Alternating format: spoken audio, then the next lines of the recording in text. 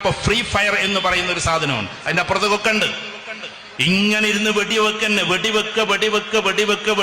എന്നിട്ട് ആ കാറ് പൊക്കുക, ആ കാർ എടുത്തിട്ട് അപ്പുറത്ത് പോയിട്ട് അതിലും വലിയ കാറ് പൊക്കുക. അങ്ങനെ ചുരുക്കി പറഞ്ഞാൽ എല്ലാ കാറിലുള്ള ഡ്രൈവർമാരെയും ഒളിഞ്ഞിരുന്നിട്ട് വെടിവെക്കുക. അവിടുന്ന് വെക്കടാന്ന് അയൽവാസിനോട് വിളിച്ചു പറയാ, അല്ലെങ്കിൽ ക്ലാസ് റൂമിലുള്ള കുട്ടികളോട് വിളിച്ചു പറയാ.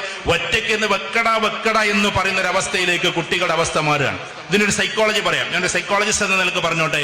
എന്ന് വെച്ചാൽ ഒരു മനുഷ്യന് perception, opinion, belief system, attitude എല്ലാവർക്കും മനസ്സിലാക്കണമെന്നില്ല, കുട്ടികൾക്ക് മനസ്സിലാവും.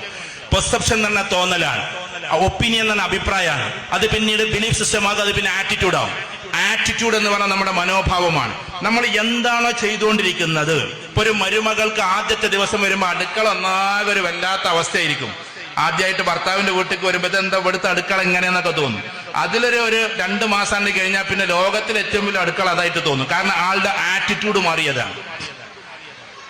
ഇങ്ങനെ തന്നെയാണ് എല്ലാ കാര്യവും. കുട്ടികൾ കളിച്ച് അവസാനം ആ കളി നിൽക്കുന്നത് എവിടെയാണെന്നറിയോ? സ്വന്തം ഉമ്മയുടെ നെഞ്ചിലേക്ക് കഠാര താഴ്ത്തലാണ്. കാരണം കൊന്ന് ശീലമുള്ള ഒരാളുടെ മെന്റാലിറ്റി മാറുന്നത് നമ്മൾ അറിയുന്നില്ല. ഞാൻ കുറ്റപ്പെടുത്തല്ല. ഇന്നത്തെ കുടുംബങ്ങളിൽ നടക്കുന്ന അവസ്ഥ പറയാണ്. ആയിരക്കണക്കിന് കുട്ടികളുടെയും ഉമ്മമാരുടെയും അലറിക്കരച്ചിൽ കേൾക്കുന്ന ഒരു എളിയ സഹോദരൻ എന്ന നിലയ്ക്ക് ഞാൻ നിങ്ങളോട് പറയാം.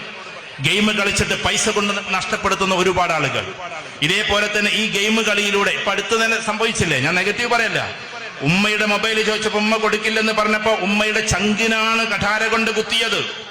അടുക്കളയിൽ കിടക്കുന്ന കത്തി കൊണ്ട് കുത്തിയത് ഉമ്മയുടെ ചങ്കിനാണ്. ആ ചങ്കിന് കുത്താനുള്ളൊരു കാരണം എന്താണെന്നറിയോ? കാരണം ഇവരുടെ ഗെയിമിൽ കംപ്ലീറ്റ് കുത്തുന്നതൊക്കെ ചങ്കിനാണ്. നിങ്ങൾ അതിന്റെ ഹിസ്റ്ററി ഒന്ന് പഠിച്ചു നോക്ക്.